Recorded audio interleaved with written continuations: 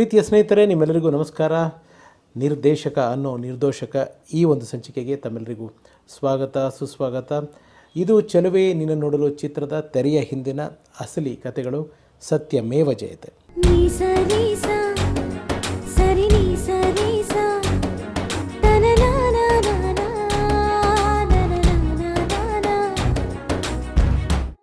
ಕಳೆದ ಸಂಚಿಕೆಯಲ್ಲಿ ಸುದೀಪ್ ಸರ್ ಒಂದು ಪ್ರಮುಖವಾದ ಪಾತ್ರ ನಿರ್ವಹಿಸಬೇಕಾಗಿತ್ತು ಅಂತ ಹೇಳಿದ್ದೆ.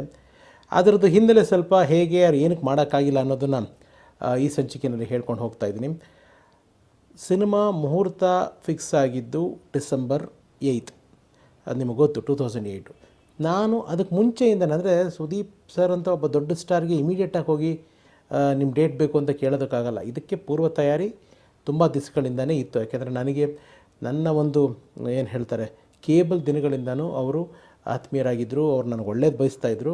ಸೊ ಒಂದು ನಾನು ಫಸ್ಟ್ ಟೈಮ್ ಡೈರೆಕ್ಟ್ ಮಾಡ್ತೀನಿ ಅಂತ ಗೊತ್ತಾಗ್ತಾ ಇರೋಗೇ ಅವ್ರಿಗೆ ತುಂಬ ಖುಷಿಯಾದರು. ಇದೆಲ್ಲ ಹೇಳಿ ಒಪ್ಕೊಂಡು ಎಲ್ಲ ಆಯಿತು. ಸೊ ಡೇಟ್ಸ್ ಯಾವಾಗ ಅಂತಂದರೆ ಫೆಬ್ರವರಿ ಅಂತ ಹೇಳಿದ್ದೆ.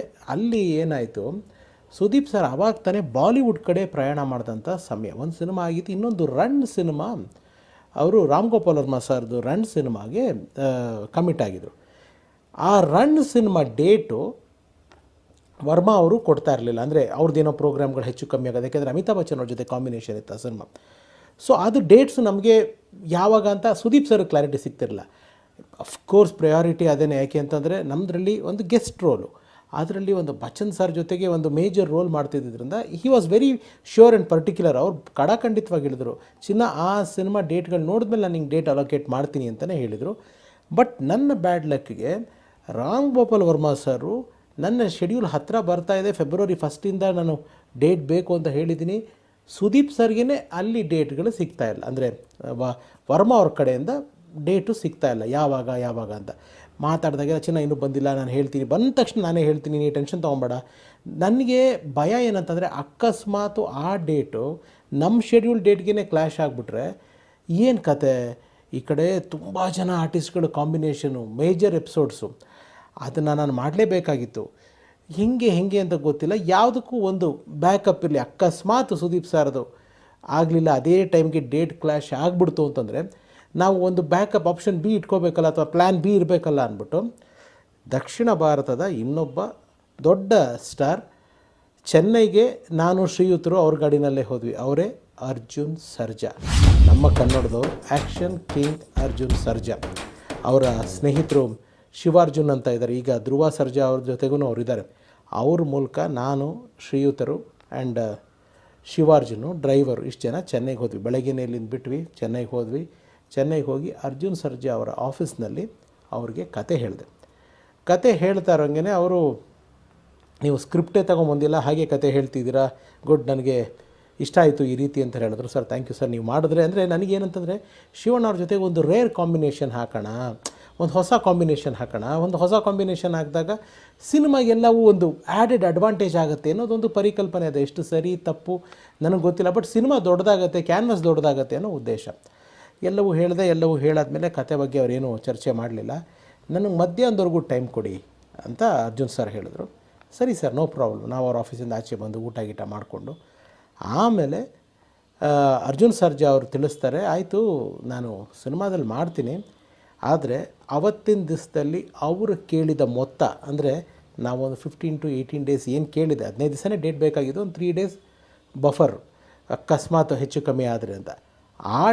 ಆ ಒಂದು ಅಷ್ಟು ಡೇಟ್ಗೆ ಅವರು ಕೇಳಿದ ಮೊತ್ತ ತುಂಬ ದೊಡ್ಡದು. ಅದು ನನಗೆ ಗೊತ್ತಿಲ್ಲ, ಇವತ್ತಿಗೂ ಪ್ರಶ್ನೆ ಆಗಿದೆ. ಅವರು ಮಾಡೋಕ್ಕೆ ಇಷ್ಟ ಇಲ್ಲದೆ ನಮಗೆ ರೆಮ್ಯುನರೇಷನ್ ಜಾಸ್ತಿ ಹೇಳಿದ್ರ, ಅಥವಾ ನಿಜವಾಗ್ಲೂ ಅವರು ಅಷ್ಟು ಇದು ಮಾಡಿದ್ರ, ನನಗೆ ಗೊತ್ತಿಲ್ಲ. ಅದು ಇವತ್ತಿಗೂ ಇಟ್ಸ್ ಎ ಕ್ವಶ್ಚನ್. ಅವ್ರು ಮಾಡಲ್ಲ ಅಂತ ಹೇಳಲಿಲ್ಲ, ಮಧ್ಯಾಹ್ನದವರೆಗೂ ಟೈಮ್ ತೊಗೊತೀನಿ ಅಂತ ಹೇಳಿ ಟೈಮ್ ತೊಗೊಂಡಾದಮೇಲೆ ಇಷ್ಟು ದೊಡ್ಡ ಮೊತ್ತ ಬಂತು. ಶ್ರೀಯುತರು ಶಾಕ್ ಆದರು, ಏನು ಗುರು ಇಷ್ಟು ಕೇಳ್ತಾ ಇದ್ದಾರೆ ಅಂತ. ನಾನು ಹೇಳಿದೆ, ಬೇಡ ಸರ್, ಅಷ್ಟೆಲ್ಲ ಕೊಟ್ಬಿಟ್ಟು ಮಾಡೋವಂಥ ನೆಸಿಟಿ ಇಲ್ಲ, ನಮಗೆ ಶಿವಣ್ಣ ಇದ್ದಾರೆ, ನಮ್ಮ ಸಿನಿಮಾ ಹೀರೋ ಶಿವಣ್ಣ.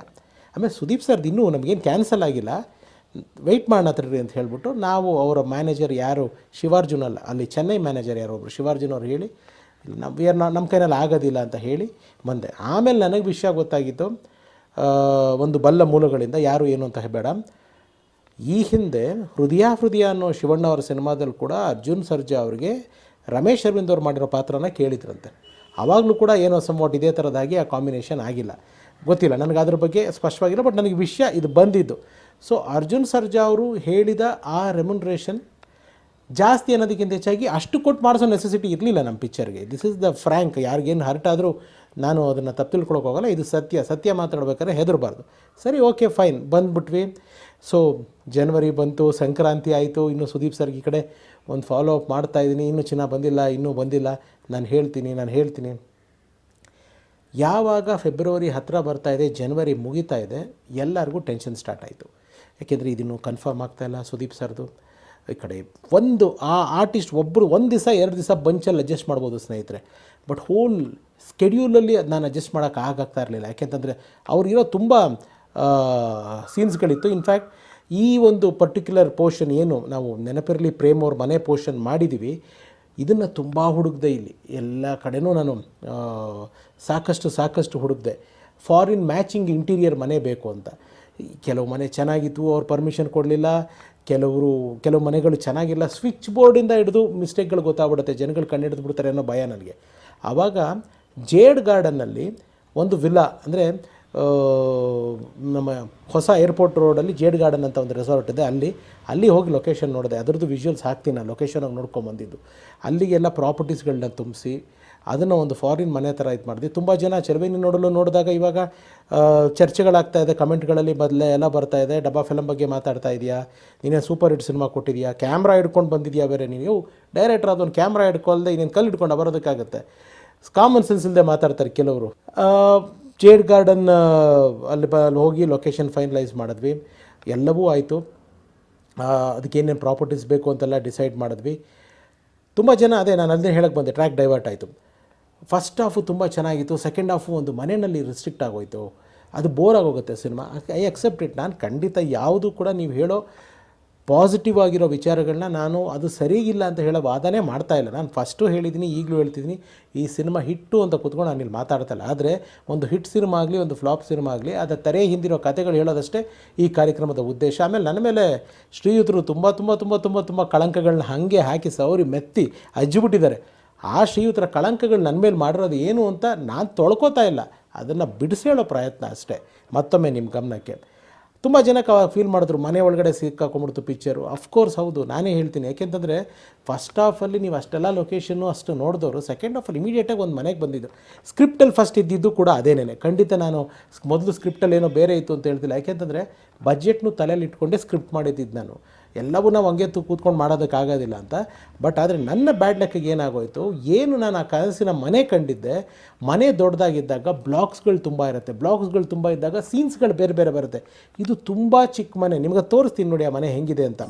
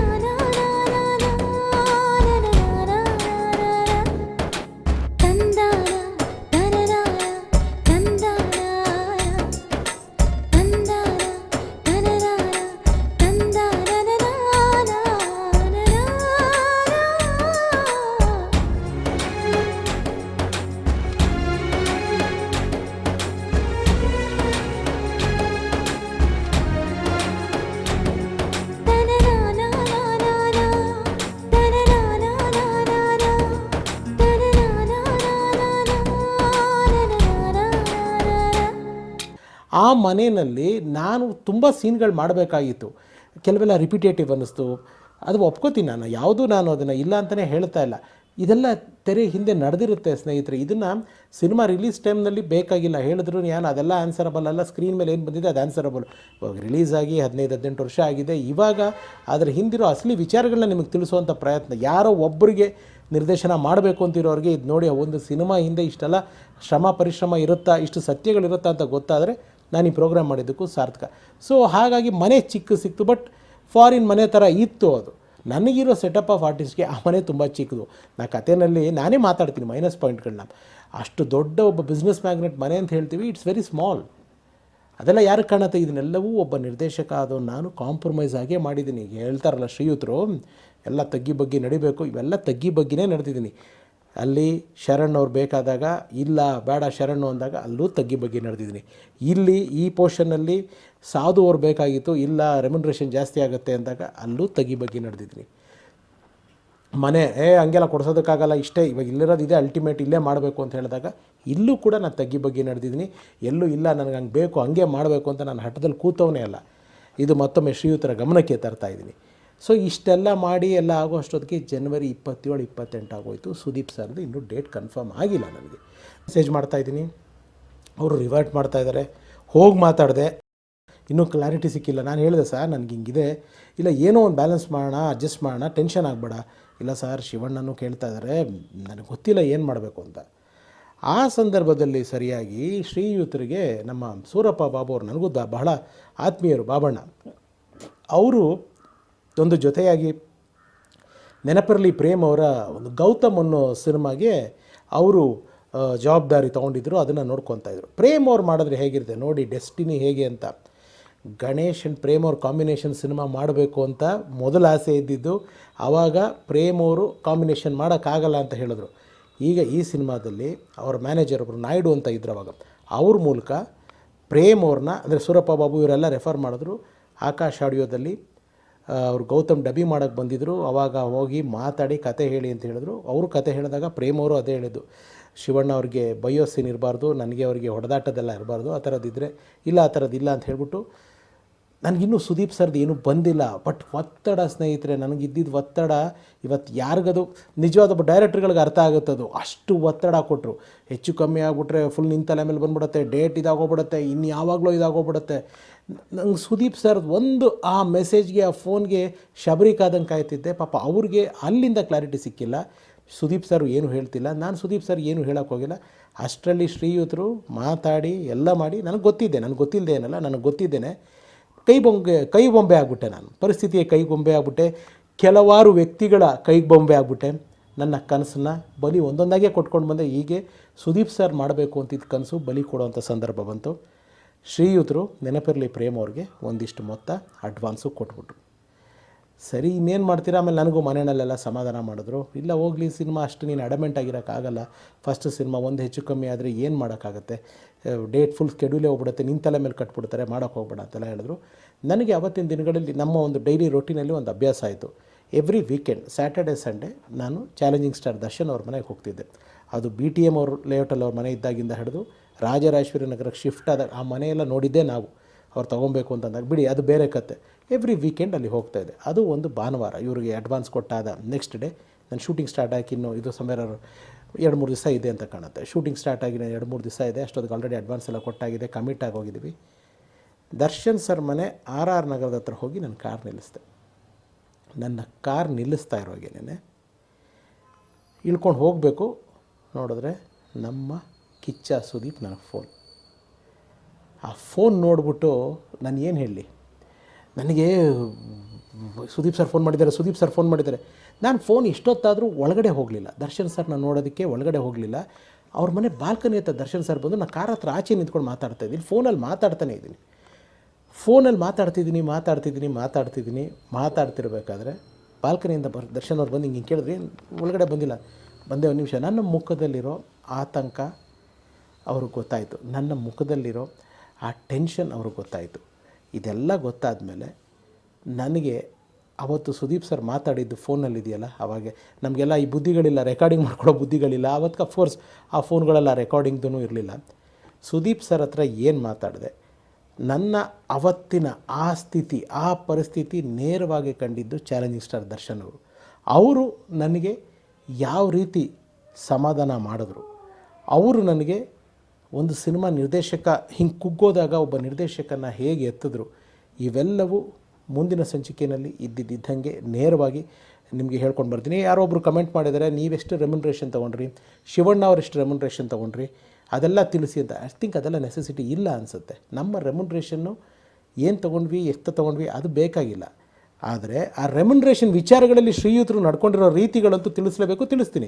ಬಟ್ ಎಷ್ಟು ತೊಗೊಂಡ್ವಿ, ಏನೇನು ಮಾಡಿದ್ವಿ, ನಂದು ನಾನು ಓಪನ್ ಆಗಿ ಹೇಳ್ತೀನಿ. ನಂದೇನು ನಾನು ಹೇಳ್ಕೊಳಕ್ಕೆ ಮುಚ್ಚುಮರೆಯಲ್ಲ. ಅವ್ರು ನನಗೆ ಎಷ್ಟು ಕೊಟ್ಟರು, ನಾನು ವಾಪಸ್ ಆ ಚಿತ್ರಕ್ಕೆ ಏನೇನು ಮಾಡಿದೆ, ಫೈನಾನ್ಷಿಯಲಿ ಏನೇನು ಮಾಡಿದೆ. ಚೈನಾದೊಂದು ಆಲ್ರೆಡಿ ಕತೆ ಹೇಳಿದ್ದೀನಿ. ಈಗ ಮುಂದಿನ ಸಂಚಿಕೆಯಲ್ಲಿ ಹೇಳ್ತಾ ಹೋಗ್ತೀನಿ. ಅದನ್ನು ಅಗೇನ್ ವಿತ್ ಪ್ರೂಫ್. ಶ್ರೀಯುತರೇ, ನನ್ನ ಮೇಲೆ ಹಾಕಿರಲ್ಲ ಎಗರಾಡ್ಬಿಟ್ಟು ಊಟ ಕೊಟ್ಟಿಲ್ಲ ಅಂತ, ಶೂಟಿಂಗ್ ಕ್ಯಾನ್ಸಲ್ ಮಾಡ್ತೀನಿ ಅಂದೆ. ಎಲ್ಲವೂ ಎಳೆಯಾಗಿ ಮುಂದಿನ ಸಂಚಿಕೆಗಳು. ಯಾಕೆಂದರೆ ನೆಕ್ಸ್ಟ್ ಎಪಿಸೋಡಲ್ಲಿ ನಾನು ಇಲ್ಲೇನು ಶೂಟ್ ಮಾಡಿದ್ದೀನಿ, ಚಾನ್ಸರಿ ಪೆವಿಲಿಯನು ಇದು ಬರುತ್ತೆ. ಅದರ ನೆಕ್ಸ್ಟ್ ಶೆಡ್ಯೂಲೇ ನಾವು ದುಬೈಗೆ, ಜಾರ್ಡನ್ಗೆ ಫ್ಲೈಟ್ ಹತ್ತಿದ್ದು. ಅಲ್ಲಿ ತಾವು ನನ್ನ ಮೇಲೆ ದೊಡ್ಡ ಆಪಾದನದ ಪಟ್ಟಿನೇ ಮಾಡಿದ್ದೀರ. ಅದನ್ನೆಲ್ಲ ಕ್ಲಾರಿಫಿಕೇಷನ್ ಕೊಡೋ ಟೈಮ್ ಬಂದಿದೆ, ಅದನ್ನೆಲ್ಲನೂ ಕೊಡ್ತೀನಿ. ಸೊ ಇಷ್ಟಾಗಿತ್ತು ಈ ಒಂದು ಇವತ್ತಿನ ಸಂಚಿಕೆ. ಸೊ ಮುಂದಿನ ಸಂಚಿಕೆಯಲ್ಲಿ ದರ್ಶನ್ ಅವ್ರು ನಾನು ಏನು ಸಮಾಧಾನ ಮಾಡಿದ್ರು, ನಾನು ಸುದೀಪ್ ಸರ್ ಹತ್ರ ಏನು ಹೇಳ್ಕೊಂಡೆ, ಇವೆಲ್ಲವೂ ನಿಮ್ಮ ಮುಂದೆ ನೇರವಾಗಿ ಹೃದಯದಿಂದ ಹೇಳ್ತೀನಿ. ಇದು ನಿರ್ದೇಶಕ ಅನ್ನೋ ನಿರ್ದೋಷಕ. ನಾನು ನಿಮ್ಮ ರಘುರಾಮ್, ಸತ್ಯಮೇವ ಜಯತೆ.